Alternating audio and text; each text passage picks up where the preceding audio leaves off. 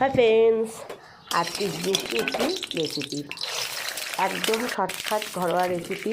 যদি কোনো সময় মনে হয় সাদা ভাত খেতে ইচ্ছে করছে না, সেই মুহূর্তে আমরা এই রেসিপিটা বানিয়ে নিতে পারি। খুব ঝটপট, তাড়াতাড়ি হয়ে যায়, আর বাচ্চাদেরও খুব ভালো, খেতেও ভালো, বাচ্চারা খেতেও ভালোবাসে, আমাদেরও ভালো লাগে, বড়দের বাচ্চাদের সবার জন্য এই রেসিপিটা। কেমন করে বানাচ্ছি তা দেখে নাও। তেলে শুকনো লঙ্কা আর কালো জিরা দিয়ে দিলাম, তার মধ্যে আলু পেঁয়াজ দিয়ে, যেমন আলু পেঁয়াজ ভাজা হয় সেরকম করে ভেজে নিলাম।